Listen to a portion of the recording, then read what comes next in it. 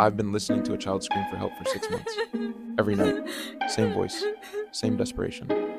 I know exactly where she is. I could save her right now. But it would cost me $5 million and destroy my family's future. What would you do? Most people say they'd be the hero. I thought I would too. But when you're standing in that moment, when the choice is real, you realize something terrible about yourself. Compassion has a price tag, and you might not like what yours is. My uncle died and left me everything.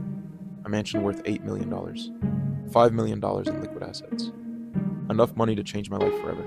Pay off my sister's medical debt, put my kids through college, finally stop drowning. But the will had 3 conditions. 1. Live in the house every night for 1 full year, alone. 2.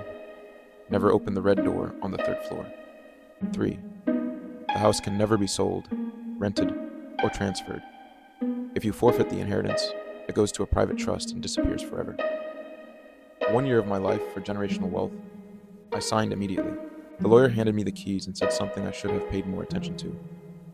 Your uncle lived here for 30 years. He never broke the rule either.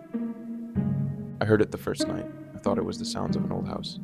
A child crying, not loud, not dramatic, just steady, persistent. The kind of crying that comes from someone who's given up on being heard. It was coming from behind the red door. I stood there, hand on the knob, and I told myself, this is a test. The lawyer probably rigged speakers, psychological manipulation, rich people games.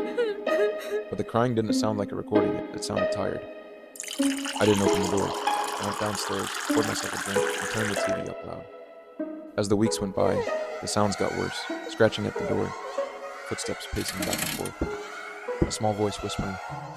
Please, I'm so hungry. I'm so hungry. I researched everything. Old houses settle, pipes make noise, audio pareidolia. Your brain creates patterns in random sound. I even hired a contractor to inspect the 3rd floor from the outside. He said the room was sealed from the inside decades ago. No windows, no ventilation. Structurally impossible for anyone to be in there. I felt relieved, but one particular night, the voice said my name.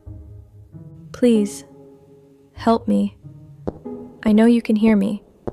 And I made a choice. I started sleeping with noise-canceling headphones. My wife asked why I looked so tired. I couldn't tell her. How do you explain that you're being haunted by something that might not exist?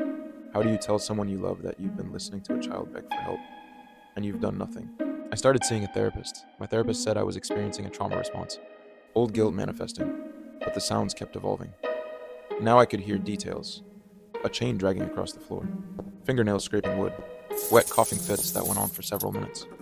One night, I finally snapped. I stood outside the door and screamed, "What do you want from me?" Silence. Then so quietly I almost missed it. Just water. I went downstairs and cried for an hour. Then I went to bed, because I had 5 months left, and my daughter's surgery was in 6. Month 11 finally came. I couldn't take it anymore. I told myself I'd open the door, prove it was empty, collect the money, and move on. I grabbed it.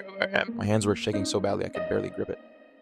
I pried the door open, and I saw her, a little girl, maybe 15 or 16 years old, chained to a radiator. She was real, emaciated, filthy, covered in sores. She looked up at me with eyes so hollow I felt my soul collapse. Are you here to let me go? I stood there, frozen, and in that moment I understood everything. My uncle hadn't been testing me. He was passing her on. I found his journals that night. Her name is Sarah, and she was not the only one. Sarah was kidnapped 10 years ago. My uncle kept her alive just long enough to use her as the test for the next heir. If they can hear a child dying and do nothing for money, he wrote, they've earned the fortune. They're strong enough to keep the secret. If they open the door and free her, they were too weak to deserve it anyway. But here's the thing. The money came from her. Ransom payments from her parents, funneled into investments over a decade. Every dollar I inherit was paid to keep her alive. And if I free her now, 1 month before the year ends, I lose everything. The police will investigate it. They'll find out I knew. I'll go to prison for complicity. My family loses the house, the money, everything. But if I wait 1 more month, the inheritance transfers. I can anonymously tip the police. She gets rescued. I walk away clean. 30 more days. So here's my question for you. What would you do? Option 1. Open the door now. Free her today.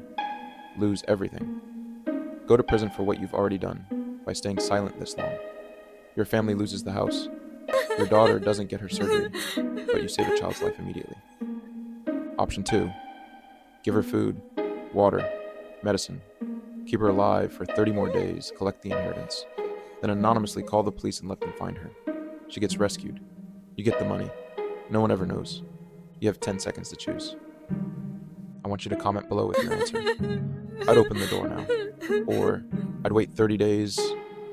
Don't explain, don't justify. Just choose. Because the truth is, I already made my choice. And I have to live with it forever. What will you live with?